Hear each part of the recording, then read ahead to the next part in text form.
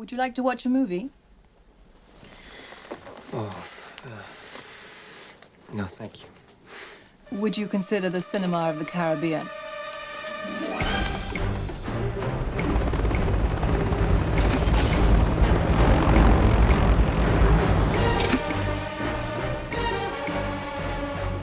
Agent confirmed. Morning, Mr. Hammond. Your mission, should you choose to accept it, is to face your fate. This message will self-destruct in 5 seconds. I love making these movies. After all these years, we now have our 5th Mission Impossible. The committee has shut us down. There is no more IMF. I've been ordered to bring everyone in. No matter which Mission Impossible film you're watching, you're in for the ride of your life. It's not just action, it's not just suspense. You have a lot of intrigue. The fundamental idea is that it's a crazy adventure with some familiar and some new characters. The Mission Impossible films have resonated so strongly for so long because they represent a very specific sort of wish fulfillment. They somehow managed to make the things that we don't think possible. Having a successful franchise of films has its blessings and its challenges, and one is that each director wants to do his own version of that, have his own fingerprints on that. But every situation will be solved gracefully, with cool music, with gadgets, with brilliant actors. It's just exciting. It's a ride. What makes Mission Impossible special is, of course, it's an action film. Of course, it's got scope and spectacle.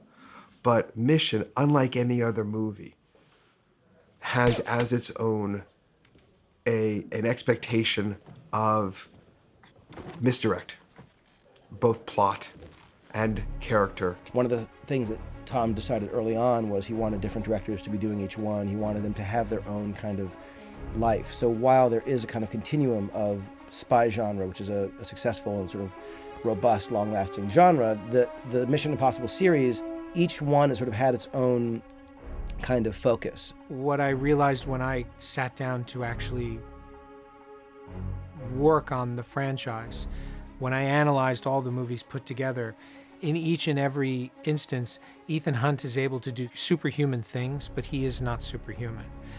He's always aided by technology. In Ghost Protocol, he's able to climb on the side of a building. He's able to become invisible. But in each and every one of those things, there's a very specific technological advantage that allows him to do it, that makes it feel like it's almost real and that anyone could do it. We're constantly pushing the bar with storytelling, with the characters, and definitely with the sequences. Tom brings a real sense of humor to the role. You actually said that out loud. Mission accomplished! There's little moments for those super Mission fans. Ethan, we gotta go.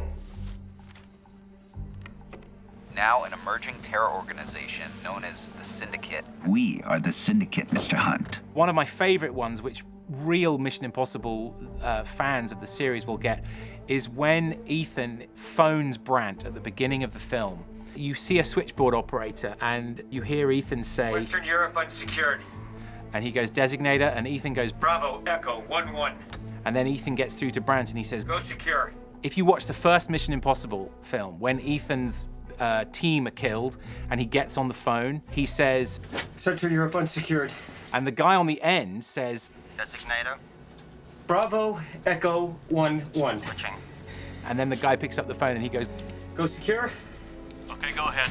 But you're seeing the other side of the conversation in this film. And Chris has put a lot of thought into all those little details so that fans know we care about the other movies and we are passionate about giving the people who know just little Easter eggs to discover along the way.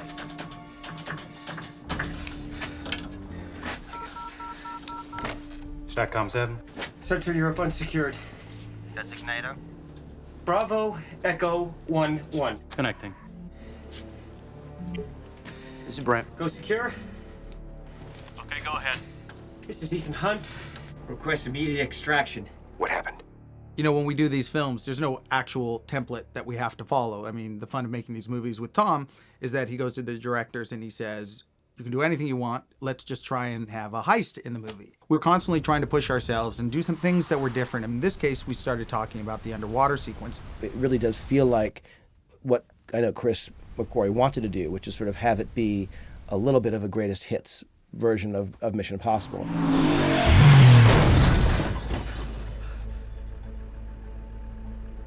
There will always be bad guys out there. 20 years later and we're still out there saving the world. That has to be evidence that this story has still got a lot to give. What I hope to do with the movies, and I think even from the beginning, since I was a kid, 18, I remember thinking I hope to have a film and to make movies so that they could be watched, you know, not just opening weekend, but something that can be looked at 5 years, 10 years, and still an audience, you know, if I've done my job right, it still communicates to them and they're still entertained by it.